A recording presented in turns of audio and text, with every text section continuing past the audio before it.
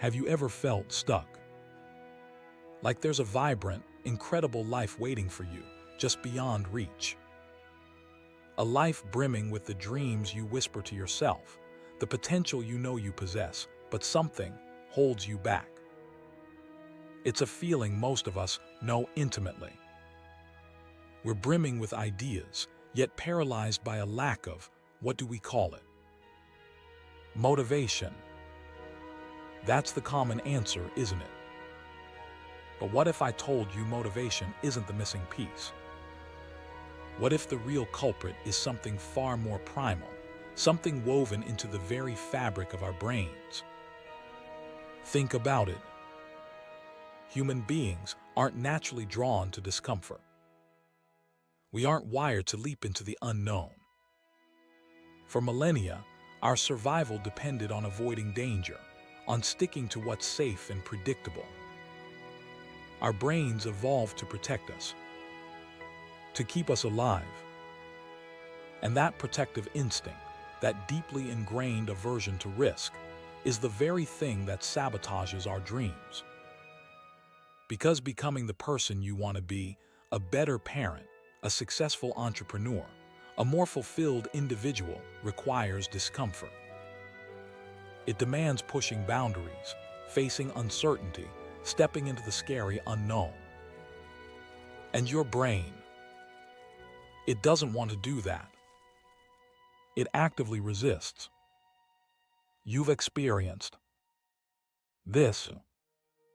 That nagging voice that tells you, not today. That sudden surge of anxiety when you consider a bold move. That inexplicable urge to scroll endlessly instead of working towards your goals. You tell yourself you'll start tomorrow, that you'll feel ready someday. But that someday never comes. Why is that?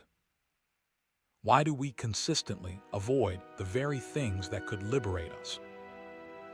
I spent years wrestling with that question, searching for the key to unlocking my own potential.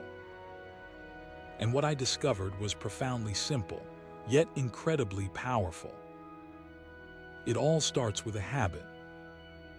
A tiny, almost imperceptible habit that none of us even notices. A hesitation.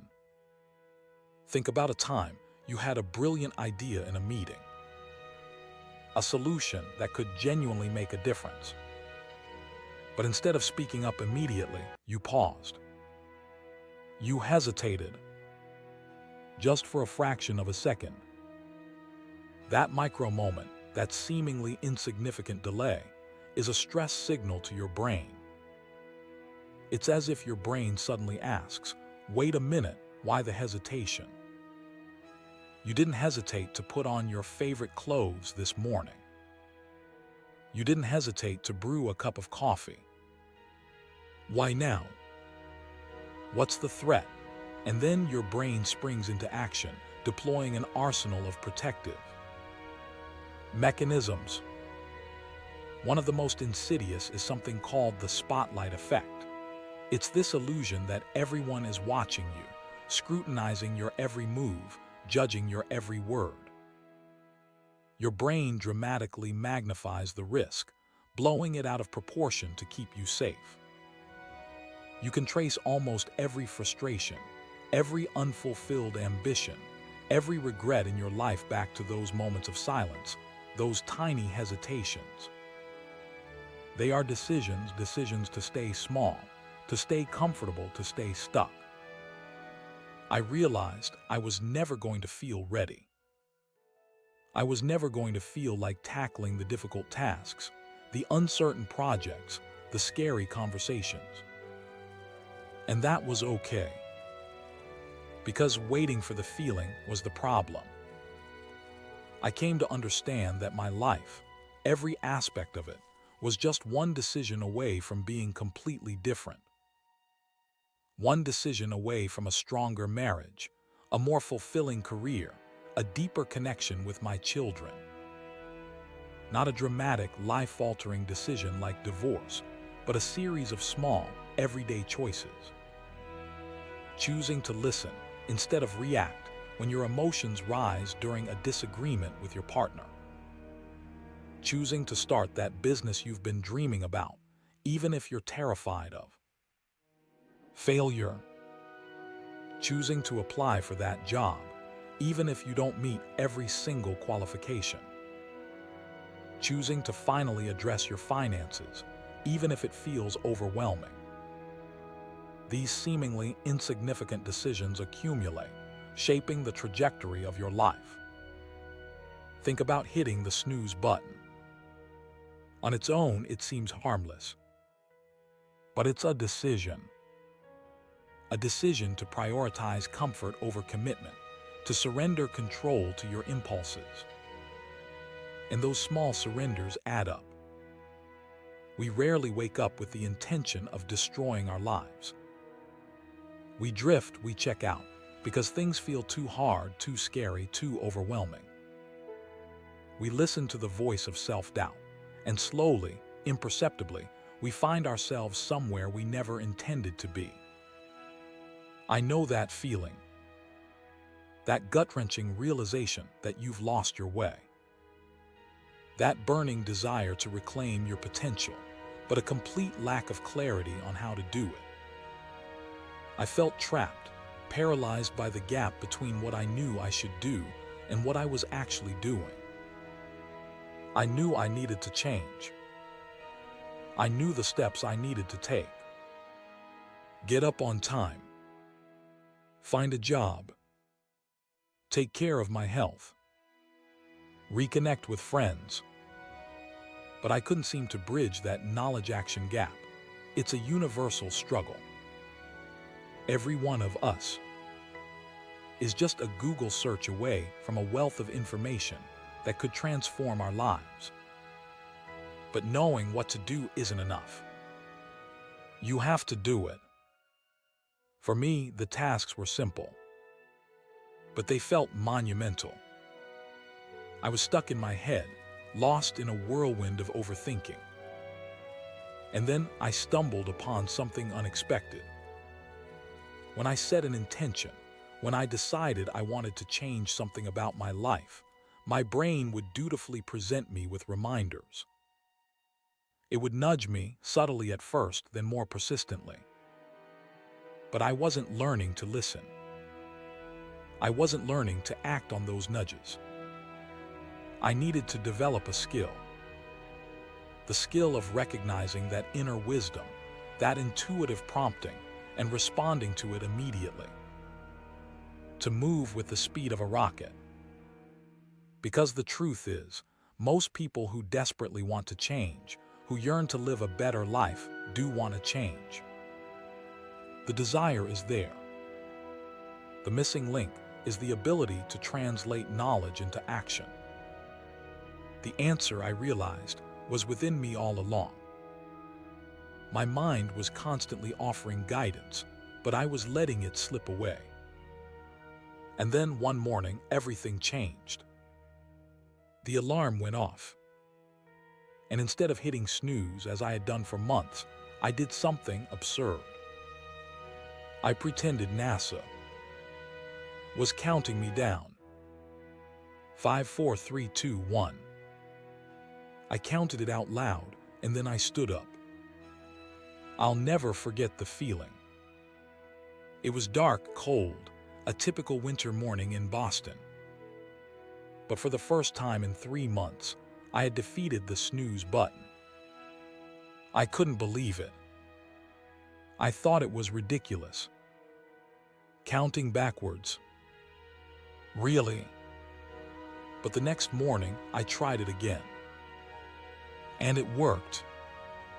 And the morning after that. And the morning after that. And then I started to notice something even more remarkable. Those 5-second moments weren't limited to the bedroom. Throughout the day, I would encounter those fleeting opportunities to act on my intentions. And if I didn't move within those 5 seconds, my brain would inevitably talk me out of it. Every human being has a window. A 5-second window, or perhaps even shorter, in which you can shift from idea to action before your brain kicks into full gear and starts sabotaging your efforts. It's your job to learn how to exploit that window. When you understand the power of a 5-second decision, when you realize that you always have a choice between autopilot and conscious action, everything changes. You become a different negotiator, a more effective salesperson, unstoppable in the gym, because you recognize how much potential, how much courage, how much confidence you've been blocking with these tiny hesitations. We all know what we should do. The real challenge is making ourselves do it. I started researching this phenomenon. Why did something so seemingly trivial have such a profound impact? And what I discovered was fascinating. The 5-second rule, as I came to call it, is a form of metacognition. A fancy term that simply means you can outsmart your own brain, rewire your thinking, and achieve your goals. It's about using a simple trick to override the ingrained patterns that hold you back. We all have the capacity to restrain ourselves when necessary, to act against our impulses, to dive into a raging river to save a loved one. The 5-second rule simply provides a mechanism for harnessing that power in everyday situations. Here's how it works. When you count backwards 5, 4, 3, 2, 1, you interrupt what researchers call habit loops. These are deeply ingrained patterns of behavior encoded in a part of your brain called the basal ganglia, where your emotions, feelings, and all your habits reside. Counting backwards disrupts that automatic process, awakens your prefrontal cortex, the part of your brain responsible for rational thought, decision-making, and self-control, and prompts you to act. By the time you reach 1, your habit has been interrupted, and you've created space for a new, more conscious choice. It's also a starting ritual, a cue that signals to your brain that it's time to act with confidence. It shifts your gears from hesitation to courage, from doubt to determination. And because you've actively awakened the part of your brain that needs to be engaged for behavioral change, you've dramatically increased your chances of success. Counting up doesn't work as well because you can keep going indefinitely. It doesn't create the same sense of urgency or focus. Counting down forces you to concentrate, to commit, to move. The 5-second rule is being used everywhere, by the armed forces to align troops, by teachers to quiet classrooms. It's simple, yet incredibly effective.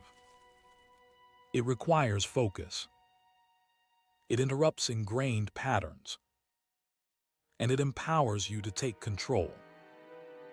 We are all flawed. And that's beautiful. Instead of striving for perfection, it's far more liberating to accept your weaknesses and work with them. If you were diabetic, you'd take insulin. If you're prone to anxiety, acknowledge it and find strategies to manage it. The truth is, you're never going to feel ready to make these changes. You're never going to feel like stepping outside your comfort zone. But you can always make a decision. That power is always within your grasp. Staying in a toxic relationship is a decision. Remaining in a job you despise is a decision. Neglecting your health is a decision. The life you're living is the sum of your choices. Change isn't easy, but it's simple. Identify what you need to do, and then use the 5-second rule to force yourself to do it. It's about making those small, decisive moves, one 5-second decision at a time. I think about the people I admire: Martin Luther King Jr., Michelangelo, Lin-Manuel Miranda. They all face self-doubt. They all wrestled with fear, but they didn't let those feelings paralyze them. They didn't hesitate. They trusted themselves. They acted. And you can too. You have the power within you to create the life you desire. Stop waiting for motivation. Stop waiting for the right moment. Stop letting your brain sabotage your dreams. 5, 4, 3, 2, 1. Go. Make the decision right now and start living the life you were meant to live.